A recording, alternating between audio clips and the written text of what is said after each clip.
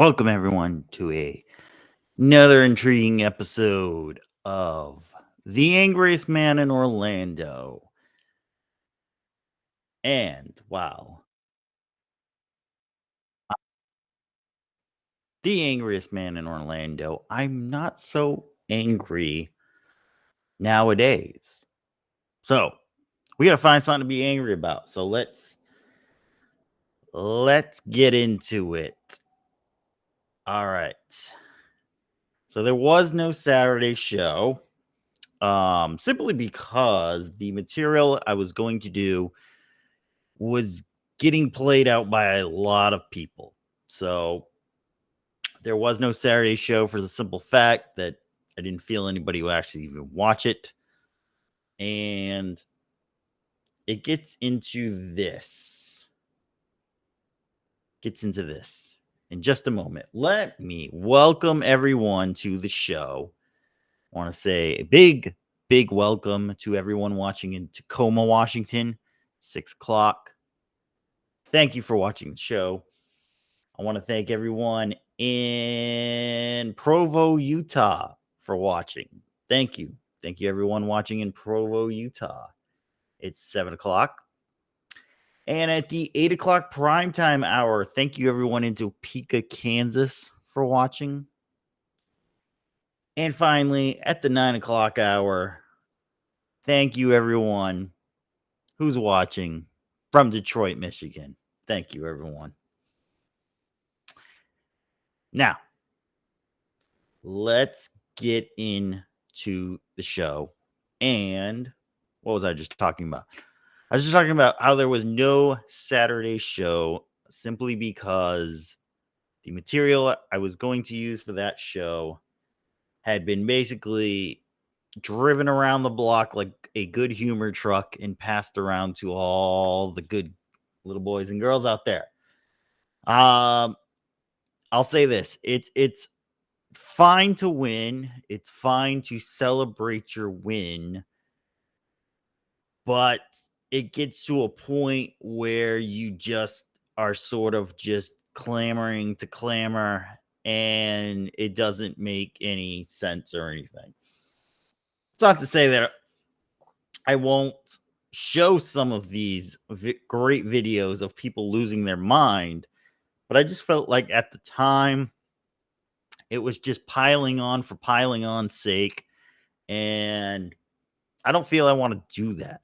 I don't think that's the point of the show. The point is to be angry and to express what you're angry about, but not to just pile on to all the madness that's going on. So, for anyone who doesn't know what the hell I'm talking about as of this point, last Tuesday was the election. It was a great show, went super late into the night.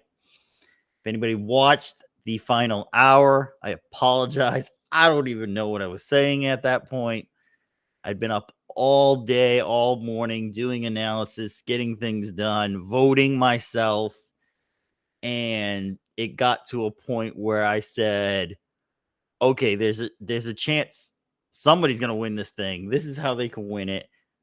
And I think that's all we need to know at this point. I don't Kudos to everyone who stayed up after and celebrated. I was watching somebody else and celebrating with them. So, I think the best candidate won. Was he the best candidate ever? No, but I'm going to explain that in a little bit also. So, you just you take what you could get out of stuff like this and you call it a win or a loss. And for me, at least, it was a win. I think we're on a better track than we were going to be. Granted, I did prepare for either side to win. So at the end, I wasn't even really like rooting for anyone. I was just kind of like, let's get this thing over with because it's like the build up to a fight that just never happens, i.e., Tyson Paul, that is going to happen this Friday night. Congratulations, finally. but it was just the buildup. It was the longest presidential election cycle. So yeah, it did feel really freaking long. There's a winner, there's a loser, there's a lot of distress, and we'll go over all that tonight. Also, there was economic news. The Fed made a move. We'll talk about that tonight. And something that's a favorite of mine that I've talked about in the past. We're going to talk about the 4B movement because apparently that is being dragged back up from the depths of hell that it came from. And we'll explain how that fits into everything. And I got an announcement later that's maybe going to inspire some people. Maybe. I'm hoping. We'll see how it goes. So, let's get into it. So the winner of the presidential election for the United States of America was former President Donald J. Trump and his running mate, Vice President elect JD Vance. The final numbers were, I believe, 312 to like I believe it was like 222 or something. So no problem counting the electoral college votes. The popular vote was, and I do want to get this right because I totally didn't. I know I added it, so hold on. So the popular vote was won by Trump, and it was 73 million to 68 million. I'm sorry, 68 million. So 73 million to 68 million on the popular vote. Donald J. Trump wins that one too. Wins the college, wins the vote, won the Senate that night, and from the looks of it, may win the House of Representatives also. Now, let's go take a look at that popular vote number because there was something I was saying for several months, weeks, depends on how long you were watching the show for, that in 2020, we had around 160 million voting. And I said, very disillusioned with this election. It's going on too long. The candidates aren't that great. Then we had a flip of a candidate. And I said, you know what? I think around 20 million are just going to sit this thing out. They're not going to bother voting. And if you add up the popular vote, comes out to right around 141 million. So it was about, call it close, 20 million people that decided they didn't want to vote or couldn't make it or for whatever reason decided not to do a mail-in ballot, do a live ballot. And I got to say, I had that one. And it wasn't, I'm not going to say I'm like Nostradamus or anything. I'm not going to say I'm, the psychic on TV or anything. I'm just going to say it's pretty obvious to see if you were listening to people and seeing the topics that were being brought up that a lot of them just like nobody really cared. People voted with their wallets in this one. People voted for common sense, maybe, or hoping, and they voted for the person that they think is going to keep the economy going in a good direction. And that's why I think so many people voted for Donald Trump. They didn't hate Harris for being a black woman. Like, I saw that quite a bit out there. No, Harris just didn't have any views that looked like they were going to work. I tried researching a lot into what her actual positions on stuff was, and it was very hard to find other than 3 topics, which, they're basically just throwing money at people, hoping that that would work, and it didn't work. People saw through it. People saw there wasn't much to anything there, and decided to either sit it out or vote for the opposition. And so you got you got what you deserved, I believe. I mean, you got a better candidate who had a plan. Whether you like the plan or not, it was a plan that could put the US in a much better position going forward. This was not something that was, well, maybe it would work. It No, it was run through numerous congressional budget places and all this other stuff, and said it could build the economy. Will it cost a ton? Yeah, but it could build the economy. So you got what you deserved, a much better process, a much better way of thinking. And again, if you could have got somebody who was halfway smart and could have figured out a plan, maybe you could have won. But I think the call was made right after that debate between Biden and Trump. They put out a call to all their big people who they thought could be able to run, who'd be able to do what they wanted to do, and no one returned the call. The call never came back. And so the Democrats said, all right, we got to put somebody out there. So we'll put Biden out because, yeah, the money factor played a little bit into it. You couldn't get the congressional funds unless it was somebody who was already on the ticket. So that did kind of tie stuff up a little. But honestly, if they had lost that money, they could have easily raised 80 to 90% of it back up pretty quickly and still been in the race with a brand new candidate. And I think that's why the issue was, I don't think anybody wanted to step into it right now. They didn't. Maybe they saw the writing on the wall like I did. Recession's here. A lot of people have horrible outlooks right now. They can't afford stuff. They can't do anything.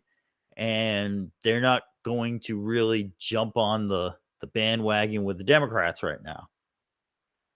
Maybe they saw that. Maybe they said, no, we're not going to go into it. And I think that's why you had to throw out somebody. You knew they weren't going to make it.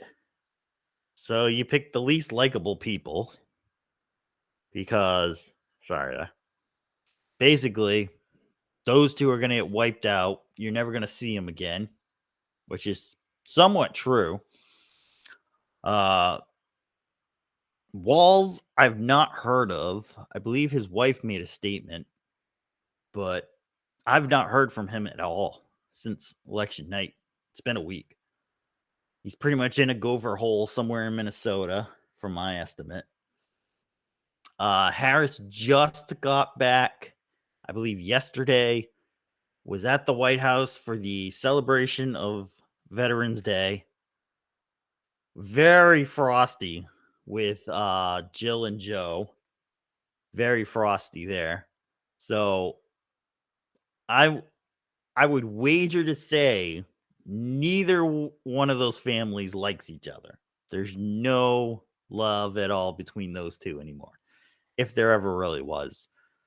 So yeah, it's just Joe pretty much seems like he just wants to get out of there himself.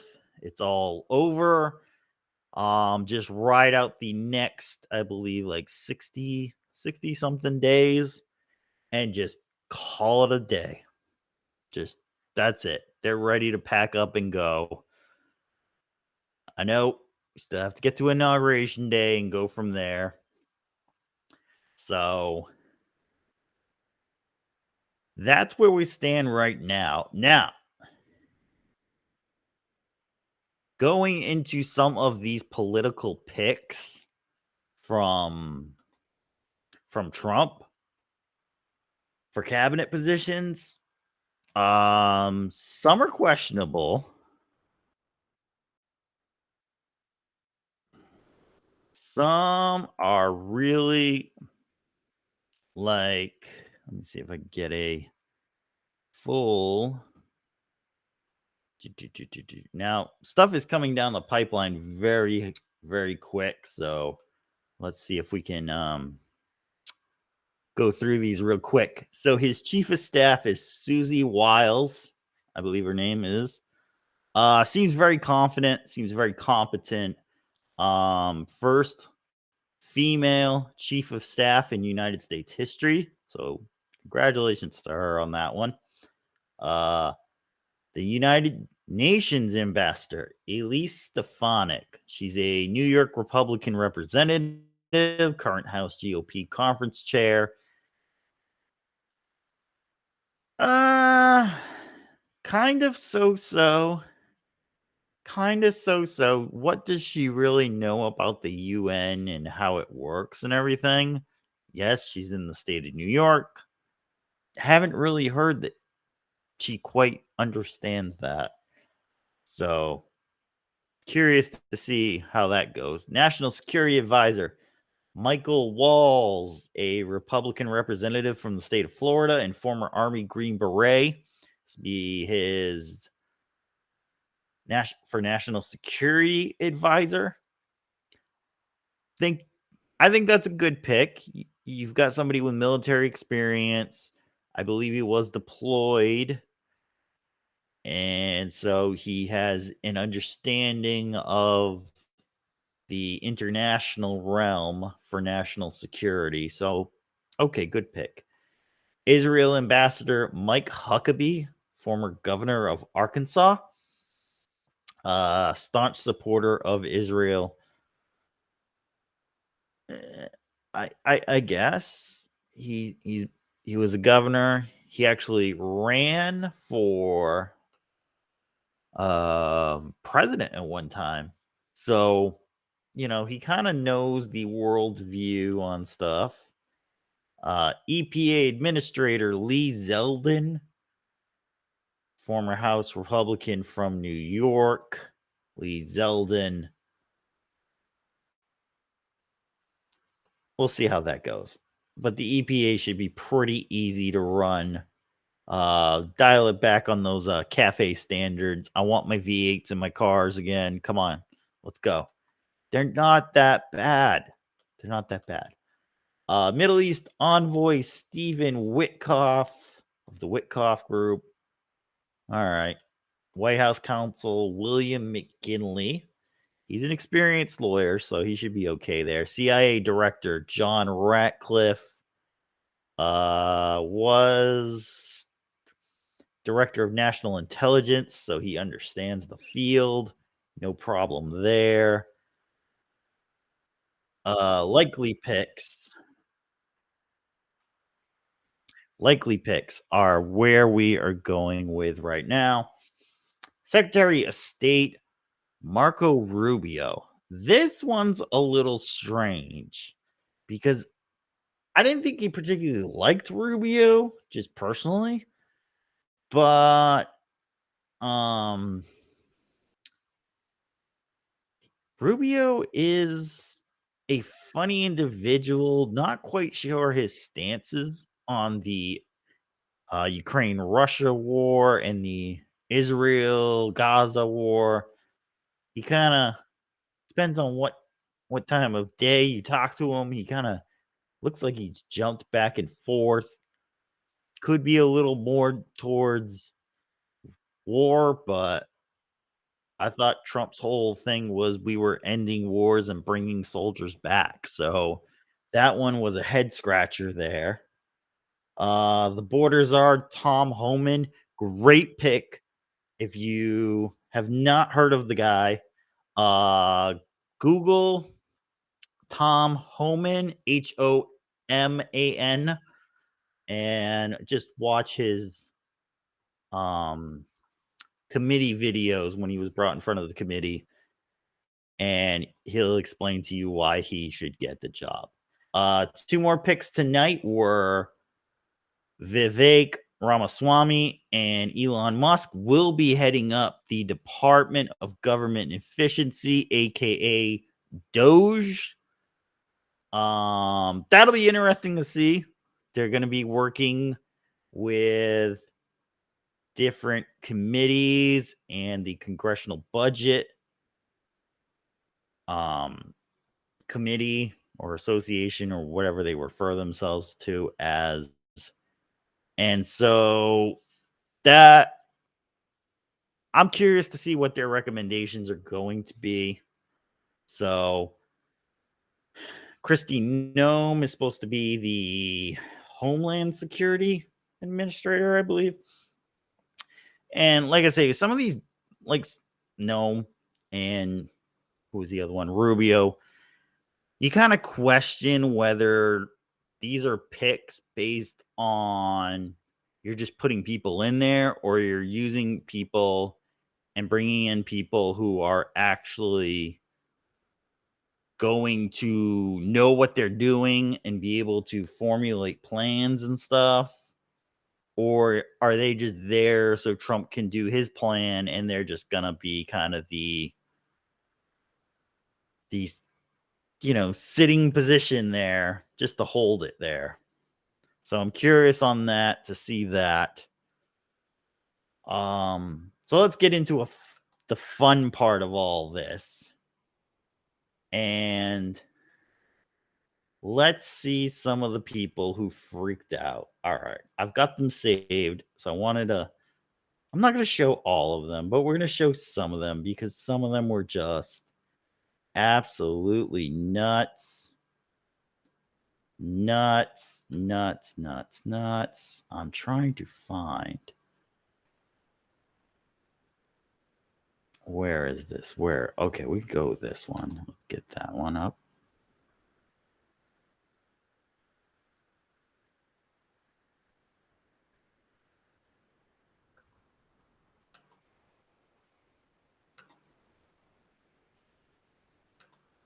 All right, we got it up.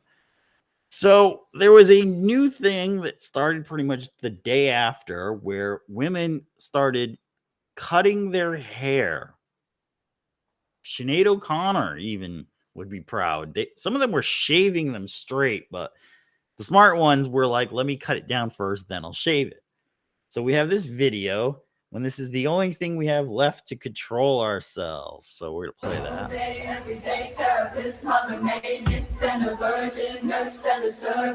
Yeah. This is what women were doing because they did not like that Trump won. That is crazy. All right. We'll bring back right here. That was insane. I couldn't believe that. They said they needed to mark themselves so that they would know who to talk to and who they should know is safe. Okay. Now, I'm sure you're all asking, how did Kamala feel? And I actually got a sneak peek video, which I'll share now, of the day after with Kamala. Let's watch.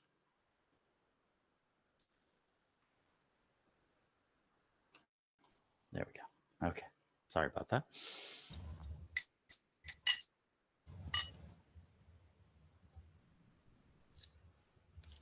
Hello. I don't know what to tell you, Barack. I have no idea where the money went, right? $20 million? Can you tell Beyonce to give me a call back? She can also just wire me. Technically she should pay me back. He didn't even perform. This Offset? Oh, I thought you guys broke up. Can I talk to Cardi for a second?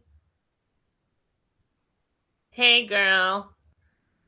Yeah, listen. So here's the thing. I didn't get elected.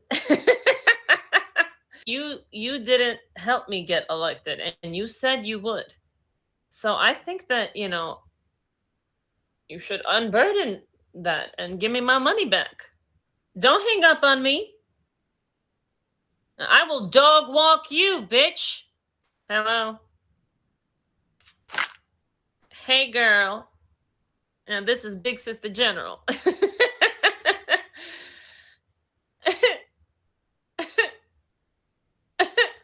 No, everything is fine. Listen, let me ask you a question. What do you think if you gave me my money back? Hi, Willie. You need a lawyer? Hello? I ruined my knees for that man. Nancy, stop calling me. No, stop calling me. Didn't you retire? You got your own problems, bitch. You need to just. Okay, look, I'm sorry. I take it back. Look, listen, can you teach me about the stock market?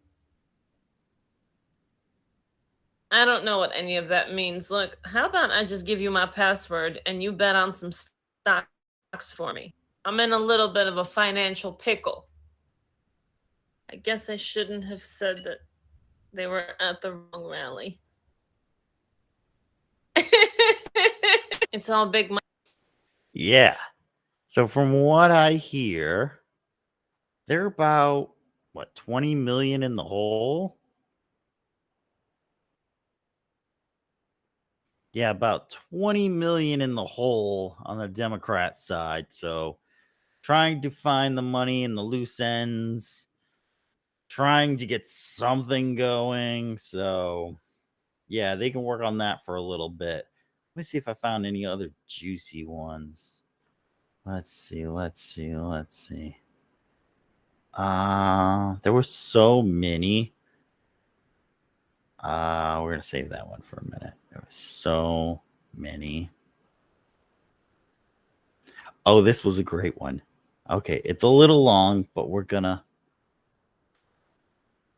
So not only were they shaving their heads, they were also telling women to not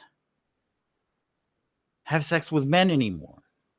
I don't know why, because again, most of these women weren't having sex with men anyway.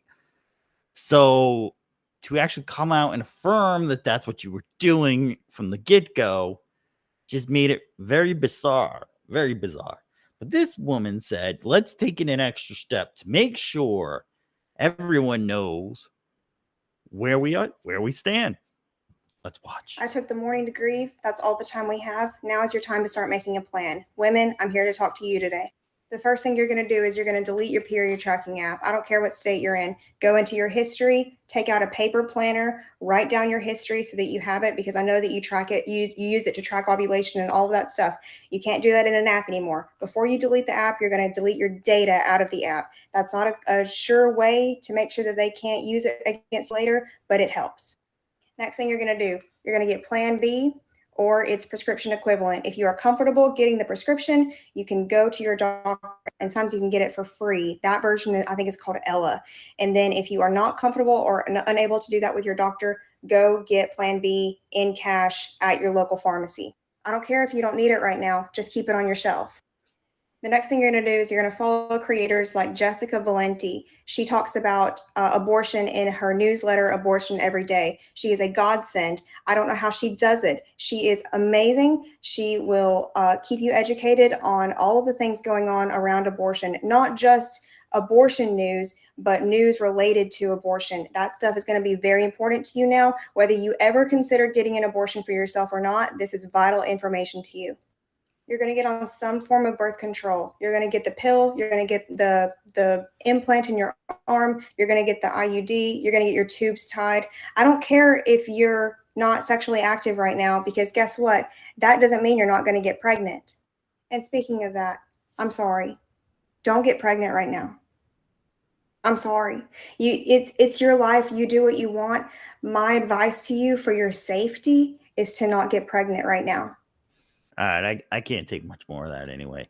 So she is full on freaked out, acting like pregnancy is an STD or something. Like, get your medication, make sure you're checking your shit. Do not get it.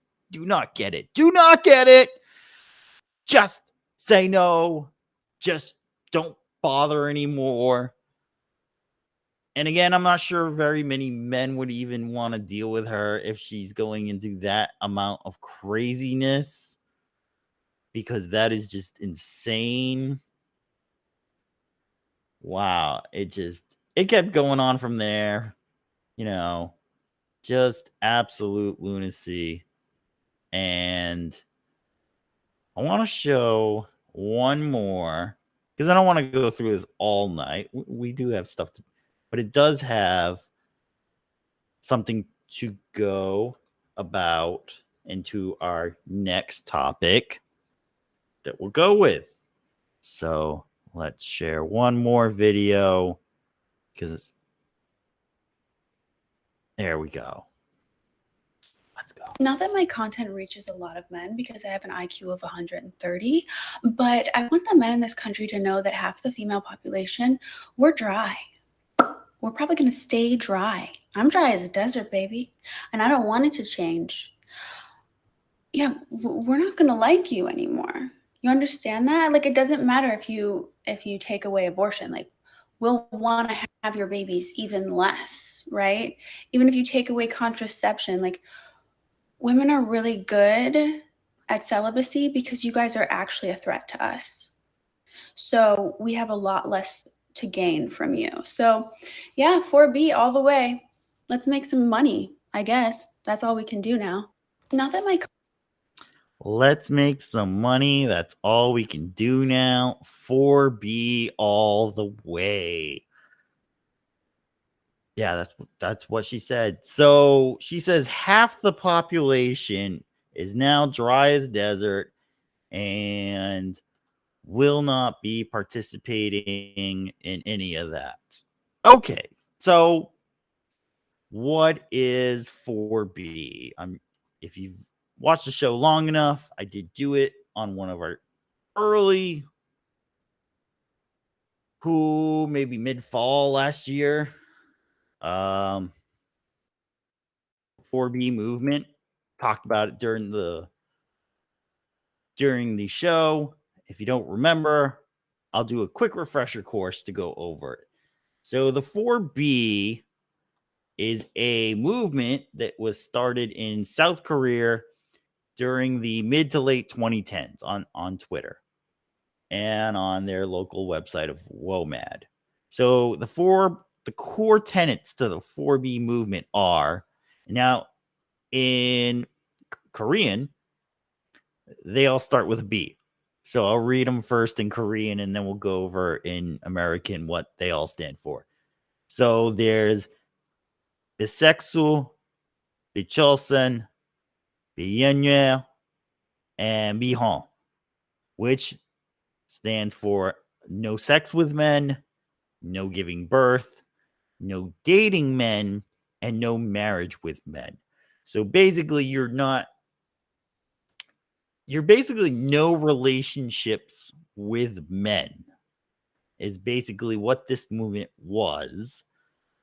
Did not do very well because there's no births. Well, you start seeing your country's birth rate go down very rapidly.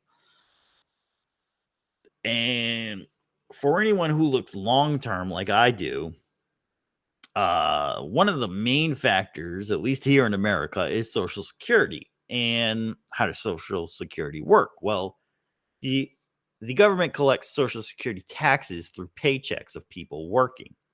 Once you reach a certain age, you are then able to collect some of it back, and a monthly check that gets sent out to you, Social Security checks.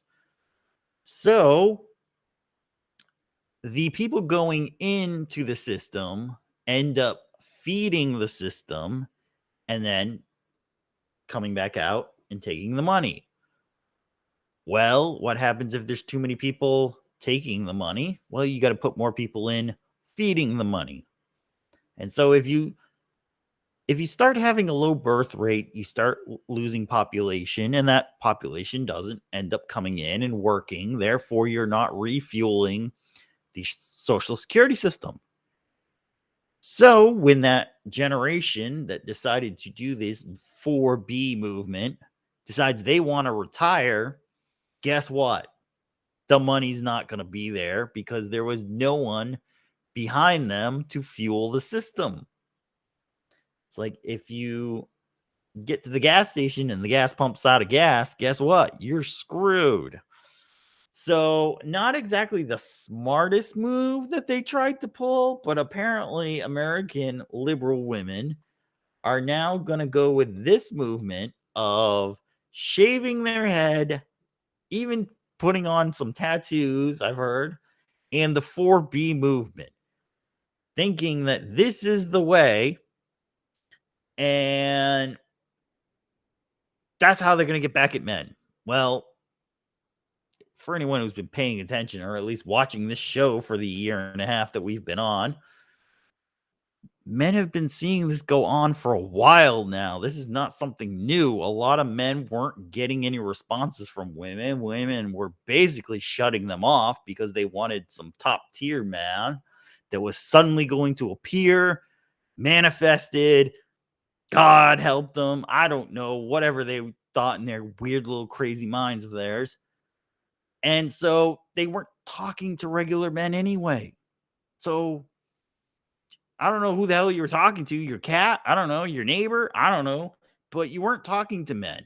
So for you to actually now come out and say, I'm going to officially stop talking to men, to the men you weren't already talking to, is about the most ludicrous thing that's happened in this later half of the year. So congratulations, men. They at least came out and admitted it. So I guess that's kind of a win. It's the best win you're going to get. So where do we go from here? Well, you'll be able to easily tell which women are actually going to date you and which women are actually not going to date you now.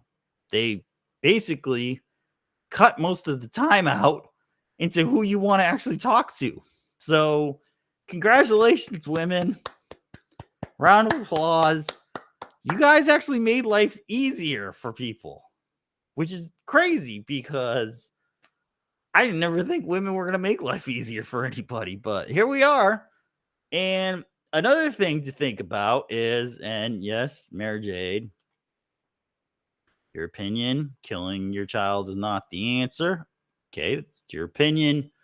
It's your child. If you want to kill the child, kill the child. It's your child. It's not my child. I don't go for anything like that. So just do what you feel you want to do and go from that. But if they're stacking all the plan Bs and they've got all the contraceptives they want, and then they decided they're not even going to have sex with men, well, guess what? They're not going to need that abortion that they wanted. So I would say fair to say in about a year, 2 years, abortion rates may actually be down. I wouldn't say significantly, but I'd say there's probably a percentage that you'll notice enough that they're not going to be happening simply because no one's having sex, which solves the problem of the Republicans who wanted to stop all abortions. Well, there's not going to be as many to stop. So you guys won. I don't know. This is the weirdest freaking way to end this that I've ever seen, where I think most people are getting what they want. It's insane. It is absolutely crazy. So I guess kudos to everyone. Y'all got something you wanted, you know. And honestly, I think most of those women were raging out and wanted to stay mad. I don't think they were if Harris had won, they still would have found something to be angry about. So I think everyone got what they wanted out of this. I'm happy it's over.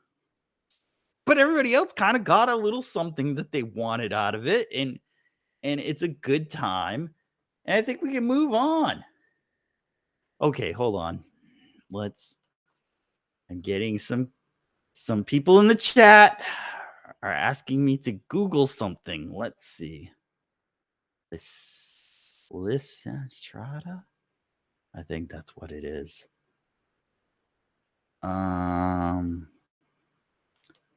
Chat, is that a play? Are you talking about?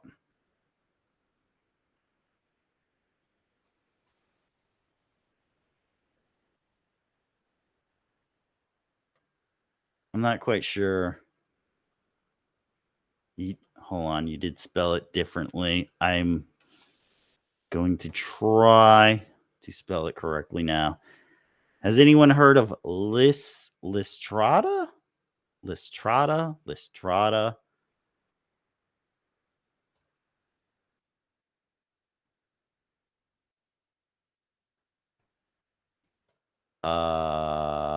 I believe it's Lystrata. Lystrata was a play. Okay, yes. Okay.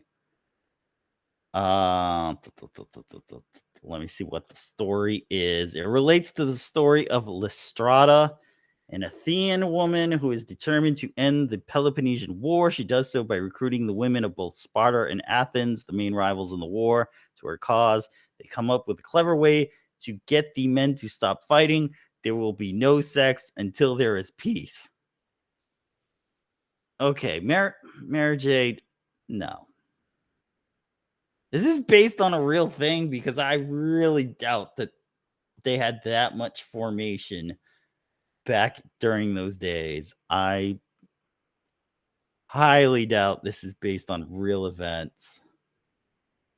I mean, it's a good premise for a, maybe Sex in the 4, hey, we decide not to have sex. So, that's the premise of the new Sex in the City movie, where they don't have sex. It's a Greek play. Okay, it's a Greek play. But yes, this is apparently the new plan. Again, as I said in the beginning, they never really had a plan.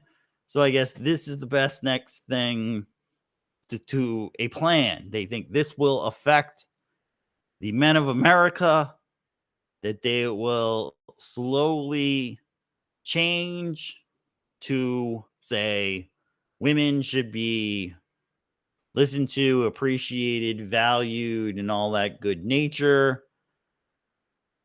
I doubt it. This is, the equivalency of blocking a highway to strike.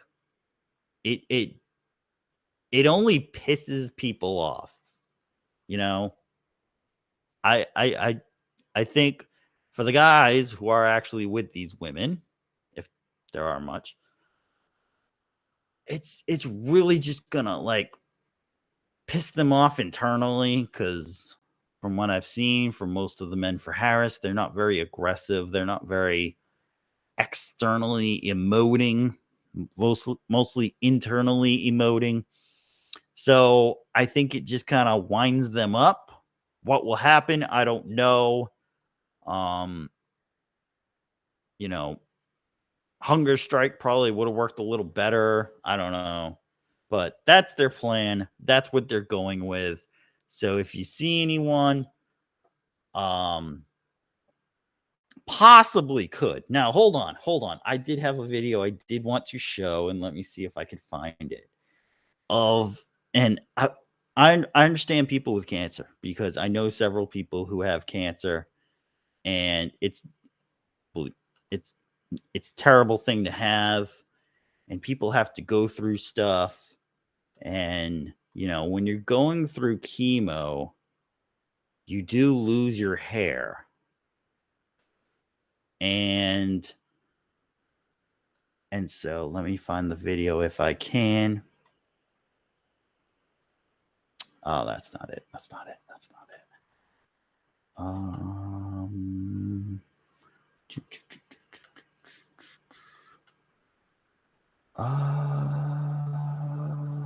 Did I not save it? I don't think I saved it. Well, all right. I'll explain it because, you know.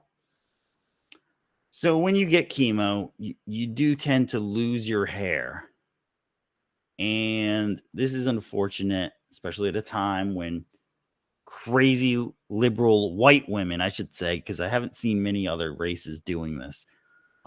They're shaving their heads and they're starting to freak out on all kinds of stuff. And this woman did a video saying, I had cancer and I'm still going through chemo to get it completely out of me.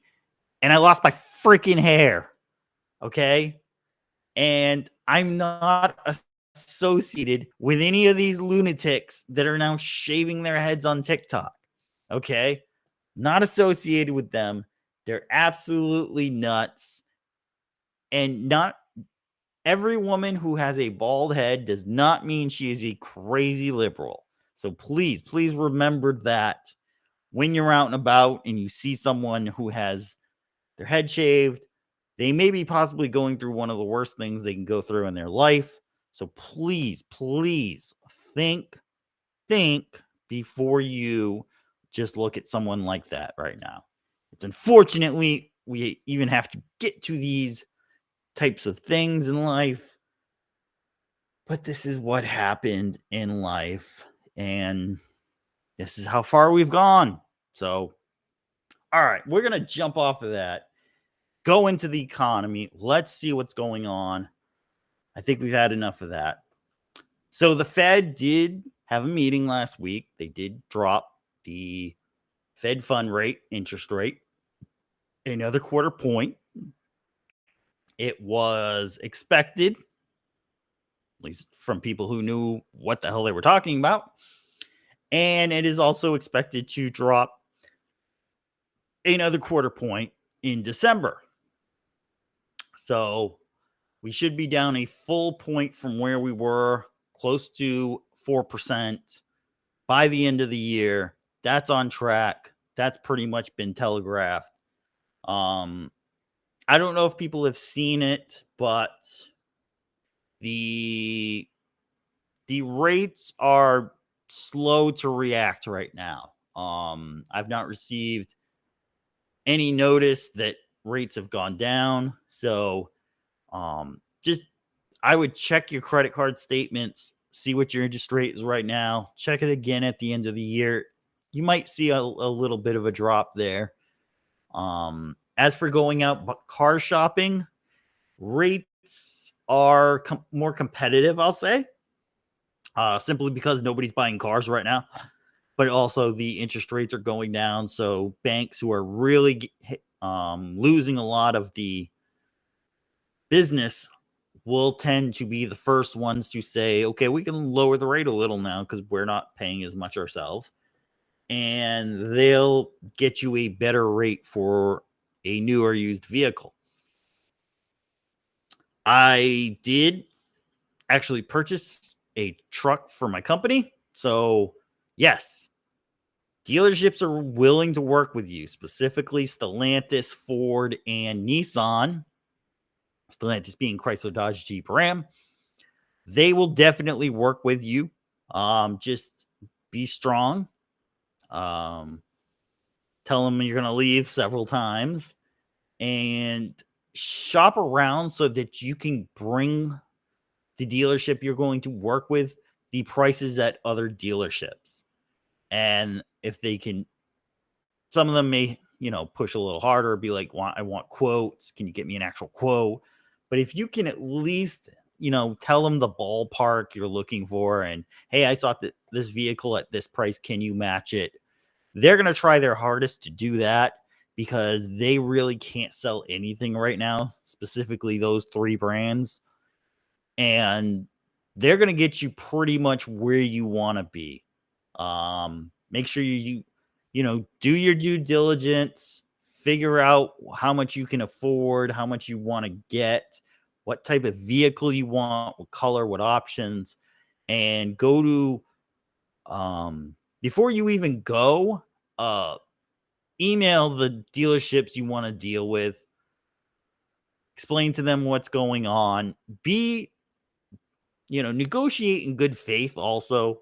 You know, don't walk in and be like, well, I was never going to buy this car anyway. I just wanted the best price.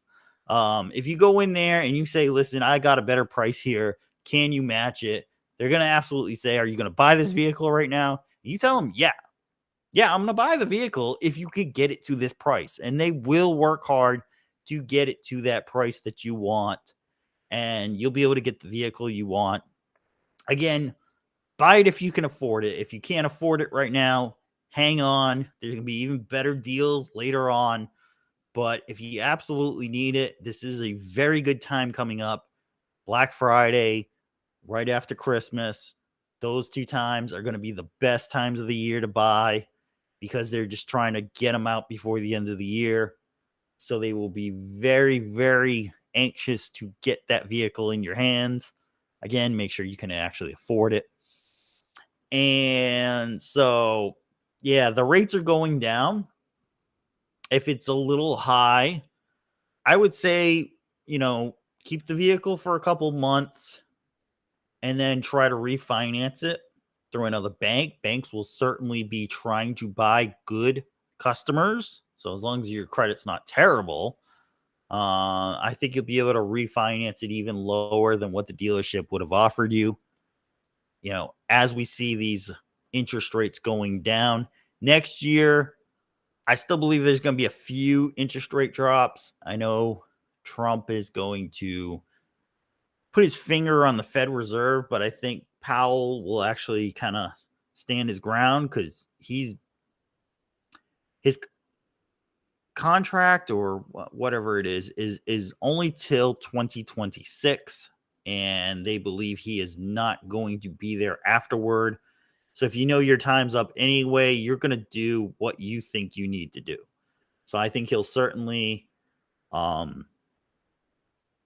keep his finger on the pulse of what's going on and adjust accordingly. It still very much looks like the end of 06 into 07. And if you follow that, it led to a lot of interest rate drops in the following year in 07 to try to prop the economy up. So it was a little twist with Trump winning. If Harris had won, I think he very much could have followed the map of 06 and 07. Interest rates would have went down to probably about 2 to 3%, and the economy would have still kept going down. Now with tariffs coming in and other things that Trump is going to try to do, it's a little harder to kind of tell where it could go. But I think it's, again, the first year, basically this November to next November, it's going to be really difficult to turn this tide that we've had going. Lots of layoffs, lots of people hesitant to do anything, buy a new home, go on vacation, buy a new car, because they just don't know. You're not sure if your store is going to close down, your business is going to cut back. You don't know what to do right now. And unless you're investing in the stock market or Bitcoin, you're seeing that money is not as easily available as it once was. So I think for the next year, you'll still feel like that. There'll still be a crunch. After that, I think things will start to turn around. There'll be a bit more demand for stuff, and it'll slowly start building back up, as it always has. If you look through history, these type of ups and down flows have been going on for quite a bit. So you just got to follow the pattern. It's a pattern. Just follow the pattern.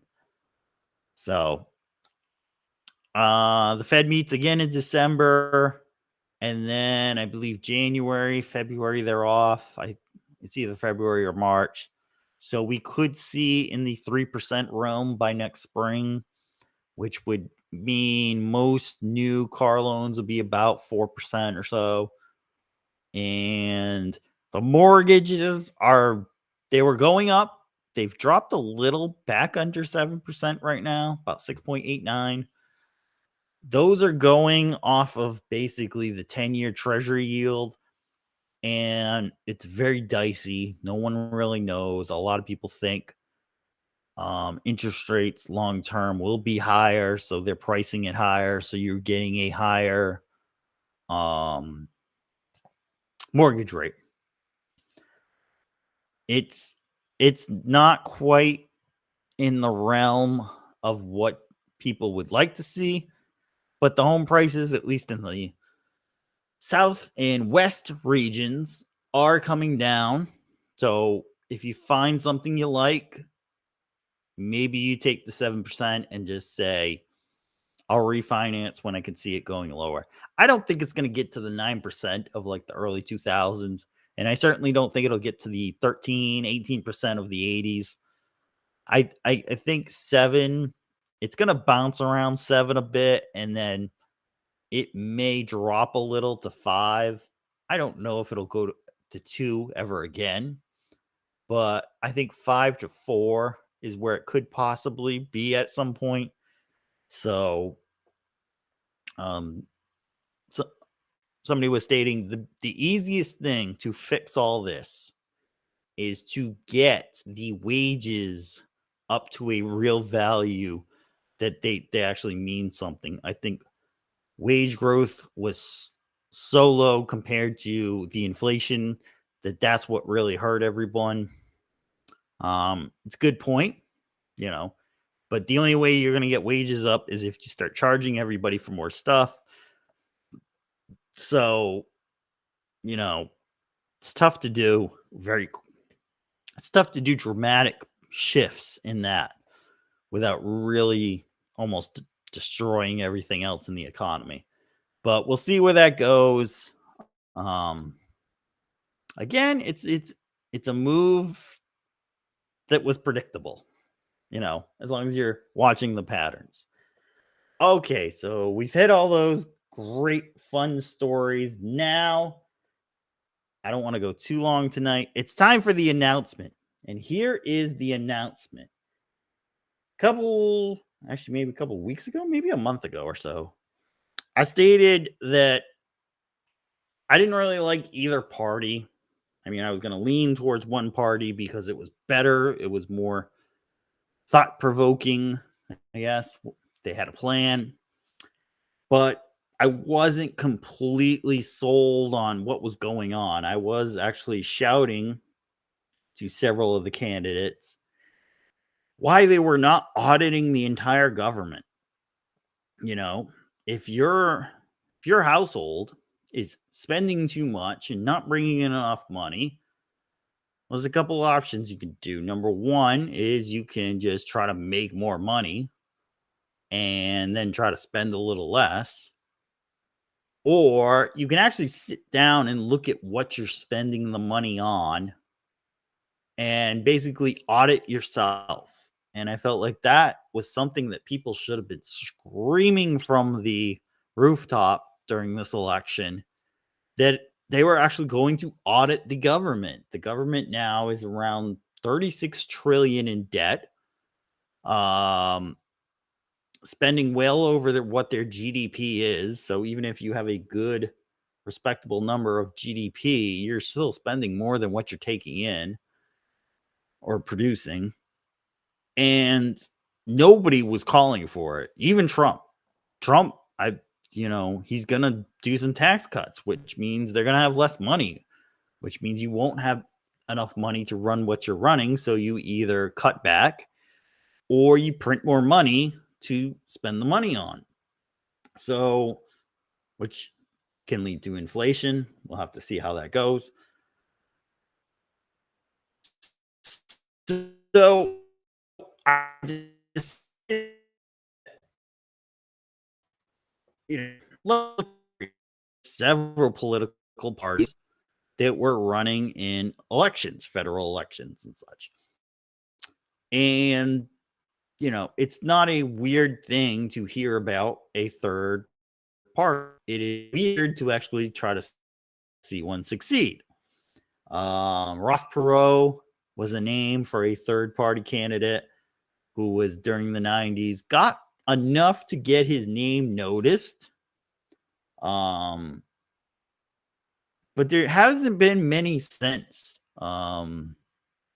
People know about the Libertarian Party, but are not really sure who they are, what they do, who their candidate was. And I actually researched it, and he wasn't this candidate ever. So I was not going to put him up there. So I decided to actually look into starting a new party. It is not the easiest thing ever. I I assure you, looking through everything that I've looked through, it's going to be a daunting process. But I'm going to take a minute right now, and I'm going to ask you, yes, you there watching right now, for your support in this. You don't have to give money. Not asking for the money. I'm just asking for support. I'm asking you to watch these shows, chime in with stuff that you feel is important to you, and bring up issues that you feel need to be changed, need to be looked at, anything like that. And I'm going to take them into consideration. Seriously, going to take this into consideration. I read all the comments that are put there. And hopefully we can come together and build this new party that I think could possibly be the party that goes up against Republicans and Democrats. Democrats, you can tell, are just completely lost right now. They have no footing on anything right now. And I'm not sure who they're going to find for 2028. My advice would be to find someone very centered, very very kind of still can lean left, but more middle, very kind of sorry, I was looking at something. Very kind of centric, very kind of even tempered with stuff, but I don't think they will find that person.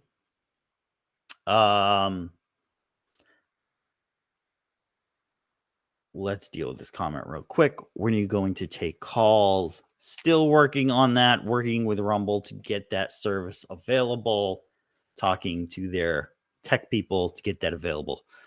But like I say, I don't think Democrats will be able to find that person, that centered person. The Republicans, pretty sure they'll throw JD Vance out there. If anybody really shines in the Trump party, they might put them out there too. But again, they're not changing. These parties are not changing. It doesn't really matter who's in them. They're always just towing the line.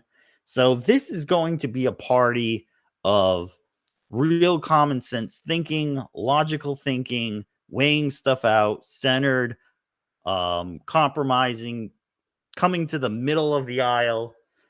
I know those are all cliches, but that's what I'm shooting for. So I'm trying to get a pretty big group of people together. We may do an online meeting, so you don't have to be in the Orlando area to join this movement. And so I'm asking everyone who's watching this, if you wish to join, please drop a comment. We'll start out with that. I did come up with a name for the party. It is the Respect of Our Nation Party. Para el respeto de nuestra nación. The respect of our nation. And that's what I'm fighting for with this party is we want our nation to be respected around the world. We want to be back to where we were as not just a bully, not just as a powerhouse, but as a beacon of light in this world for people to look back up to and say, we want to be like that again. And I don't think we've been there for a long time.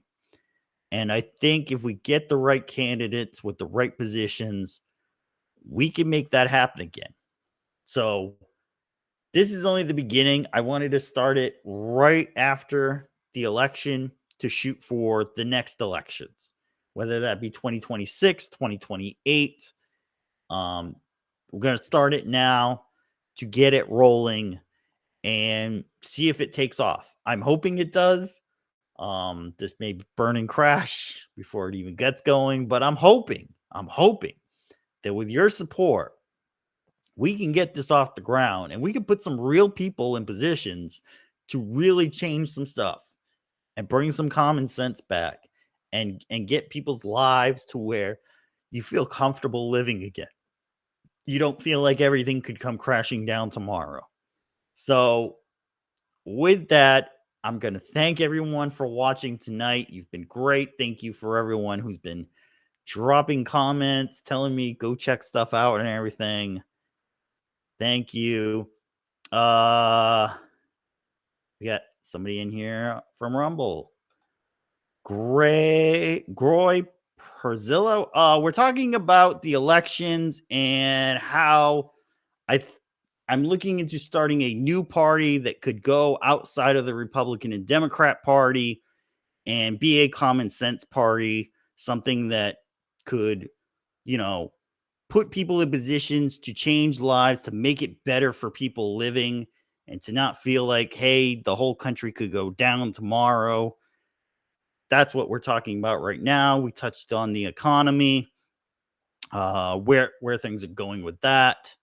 And we touched on the 4B movement and liberal women and their decisions that they're making right now. So we're wrapping up right now. Feel free to rewind, watch the whole episode again. It'll explain everything to you. I want to thank you for tuning in.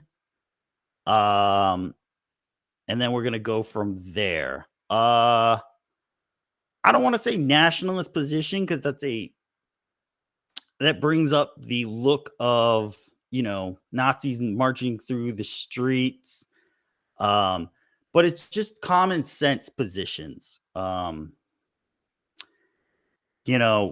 Where things should be versus the pulling one side in 4 years, pulling to the other side in 4 years, the pendulum just swinging back and forth.